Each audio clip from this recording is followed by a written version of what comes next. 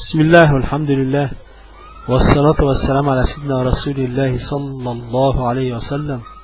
السلام عليكم ورحمة الله وبركاته. أخي الحبيب، هقول لك حاجة جميلة قوي دلوقتي. صلى على سيدنا النبي صلى الله عليه وسلم. سيدنا النبي صلى الله عليه وسلم بيقول في الحديث الشريف: من اقتطع حق مؤمن بيمينه حرم الله عليه الجنة وأدخله النار. فالرجل بيقول: أولو كان شيئا يسيرا يا رسول الله، لو كانت حاجة بسيطة؟ فقال صلى الله عليه وسلم: وإن كان قضيبا من أراك، يعني حتة سواك لو وقع من جيبك ممكن تستحي ان انت تنزل تغطي جيبها. ولكن الأمر خطير جدا. ازاي دلوقتي اللي وصل إليه الحال البلد صعب قوي؟ لا إله إلا الله سيدنا محمد رسول الله. يعني الحالة دلوقتي الدولار دلوقتي، عشان تشوف الدولار دلوقتي بقى عملة صعبة، حاجة صعبة قوي. يعني أنا فاكر إن أنا غيرت الدولار ده كان ب68 قرش. كنت سافرت من 36 سنة، غير الدولار ال100 دولار كانوا ب68 جنيه. دلوقتي الدولار بقى ب9 جنيه إلا ربع. لسه امبارح جاب قدامي. إيه اللي وصله لكده؟ نسأل الله العفو والعافية. لأن في ناس يعني نقول عندهم ناس محترمة شوية، ربنا يهديهم، حولوا 500 أكتر. حولوا كام؟ حولوا، بتقول وزيرة المالية بتاعت سويسرا إن المصريين حولوا 65 مليار دولار في خلال 3 شهور. طب وده ليه ده؟ والإنسان اللي حول ده يعني هو إيه؟ يعني هو مش مسلم؟ هو مش مصري؟ هو إيه بالظبط يعني؟ طب خلي بالك، ده ممكن يبقى محترم قوي ونعمل له احتفال وحفلة حلوة جميلة ونحتفل بانه هو هيبقى رجل فاضل لو رجع الفلوس ديت. تخيل انت الفلوس اللي هم 65 مليار دولار دول لو نزلوا البلد هيعملوا ايه في البلد؟ هيغيروا حال الناس. الناس بقت تعبانة قوي قوي، والحاجة عمالة تغلى بشكل غير عادي. ليه الدولار بيغلى؟ طب يا عم هو في ايه؟ ايه اللي حصل؟ ايه اللي حصل؟ نسأل الله العفو والعافية. ولكن الناس عايزة بس شوية ايه؟ حببوا في ربنا سبحانه وتعالى. حببوا ان انت يا عم انت هتسيب الدنيا كلها وهتروح، ولما تروح هناك هتقابل ربنا سبحانه وتعالى. هيسألك، هتقف تسأل عن القرش، عن الجنيه، عن الدولار. هتسأل 500 سنة كسبته منين وأنفقته فيه. طب انت جبته منين؟ ده انت خدت مال الشعب، خدت قوت الشعب، خدت دم الشعب وحولته بره. طب وبعدين؟ بس الناس دلوقتي جعانة مش لاقية. طب وبعدين؟ ما انت مش هتتحاسب؟ مش على بالك الموضوع دوت؟ طب اللي عنده كان عنده العالم كله تحت رجليه، عمل ايه؟ اللي لما خد حاجة. تشوف قارون راح فين؟ فخسفنا به وبداره الأرض. الله قادر في لحظة يجيب الكل عليها واطيها، في لحظة تلاقي كل الدنيا ديت بقت كوم تراب. نفخة واحدة بس من ملك الموت، نفخة. سيدنا النبي صلى الله عليه وسلم بيقول لك: كيف أنعم وصاحب القرن قد التقم القرن ويستمع متى الإذن الأمر بالنفخ. سيدنا النبي شاف الكلام ده من إمتى؟ من 1430 سنة في رحلة الإسراء والمعراج. وشافه ماسك البوق ومستعد، وحط رجله في رجل مستعد. ربنا يقول له ينفخ، ينفخ، وهي نفخة واحدة بس هتجيب ال7 سماوات على ال7 أراضين كوم تراب. طب وبعدين؟ طب انت حالك عامل ايه دلوقتي؟ طب الأموال الناس ديت هتعمل فيها ايه؟ وسيدنا النبي صلى الله عليه وسلم في حديث خطير بيقول لك: والله لتؤدن الحقوق إلى أهلها يوم القيامة حتى تقادم الشاة الجلحاء من الشاة القرناء. أعزكم الله، معزة لها قرون نطحت معزة تانية. المعزة اللي اتضربت دي واتنطحت يوم القيامة هتاخد حقها. طب وانت هتجيب الحقوق دي منين؟ طب هتأديها ازاي؟ سيدنا النبي قال لك: أد اللي عليك، أد الذي عليكم. طب واللي ليك انت اطلبوا من الله الذي لكم.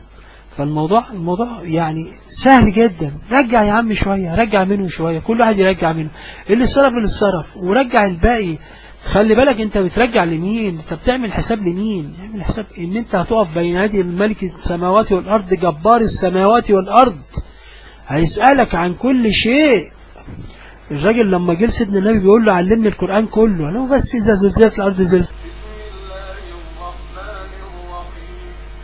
إذا زلزلت الأرض زلزالها وأخرجت الأرض أثقالها وقال الإنسان ما لها يومئذ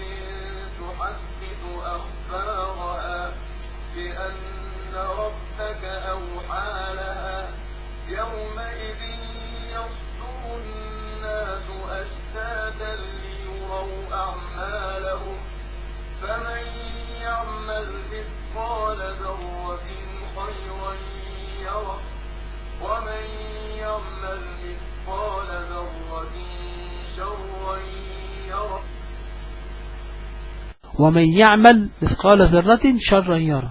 فسيد الراجل قال له حاسبك بس، هو الذرة هتحاسب على الذر؟ قال له بس كفاية.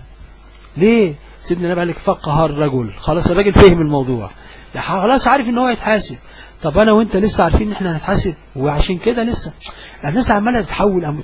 طب ما تجيبوا شويه طيب هنا ننزلوها في البلد، هتفك المجاعه والبلد هتبقى حلو وتنعنش وهتبقى حلوه قوي. والبلد بقى لها 7000 سنه عمالين يسرقوا ويحولوا فيها، ده احنا عايشين برحمه ربنا، والله احنا عايشين برحمه ربنا وبفضل ربنا سبحانه وتعالى. امه سيدنا النبي صلى الله عليه وسلم، وخاصه الشعب المصري، الشعب المسكين، الشعب ده شعب مسكين، هو ربنا بيحبه وبيبتليه. يبتليه بأي حد بقى، يبتليه بأي اتجاه، بأي صفة، بأي شكل، بأي كان، ملك ربنا سبحانه وتعالى. ولكن انت هتعمل ايه اخي الحبيب؟ فكر، الفلوس دي مش هتاخدها معاك، الكفن ملوش جيوب.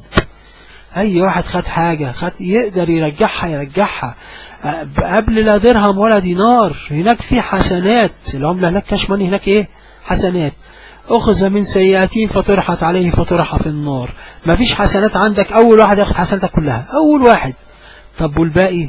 أخذ من سيئاتين ثم طرحت عليه ثم طرح في النار. نسأل الله العفو والعافية، ويا رب يهدي كل واحد، وادعي لكل واحد، كل إنسان خد أي شيء، خد كتير خد قليل، يحاول يرجعه. ولو رجعت يا حبيبي مش حدش هيعايرك ولا يقول لك انت خدت ولا عملت، بالعكس هنحترمك جدا ونقول انت راجل فاضل، الاعتراف بالحق فضيلة، وانت راجل محترم ان انت رجعت الحقوق الى اهلها وخفت من ربنا سبحانه وتعالى. وخد بالك هتبقى قدوة لغيرك، ان كل واحد انت خدت شوية صغيرين رجعتهم، اللي خد كتير برضو ممكن ربنا يحنن قلبه على اهل بلده وعلى الناس اللي عايشة معاه. وخد بالك ده مصر بلدك، انت اتربيت فيها، انت شربت من نيلها، عشت على ترابها، وكلت من ثمرها وكلت من خيراتها. ازاي تعمل كده في اهلها؟ ازاي حول فلوس الشعب تحوله بره؟ ليه؟ ايه اللي تستفاده وايه اللي استفدته وايه اللي هتاخده معاك وانت رايح هتقابل وجه كريم؟ هتاخد ايه معاك؟ هتسيب كل حاجة. وزي ما قلت لك الكفن ملوش جيوب. ويا رب كل واحد سمع الكلمتين دول ينشرهم، خلي الخير ينتشر. يمكن واحد ربنا خد 10 مليار يقدر يحولهم، خد 20 مليار يقدر يحولهم، يعرف واحد حول يقدر يسمعه كلمتين، ربنا يحنن قلبه ويتوب عليه، ربنا يتوب عليه. وعلى فكرة ان احنا ندعي لكل واحد ظالم، ندعي له ربنا يهديه. الشيخ الشعراوي رحمة الله عليه قال كلمة جميلة قوي، قال المشكلة اللي عندنا ان احنا الظالم بندعي عليه فبيزداد ظلم وبيزداد بلاء، ولكن الظالم فعلا لو احنا دعينا له ان ربنا يهديه، كم مليون؟ 95 مليون هيدعوا الواحد ربنا يهديه. ففعلا الله سبحانه وتعالى قادر، والله سبحانه وتعالى واعلم ان الله يحول بين المرء وقلبه، والله سبحانه وتعالى يحول قلبه وان شاء الله ويرجع كل واحد خد فلوس يرجعها وان شاء الله. وجزاكم الله خيرا.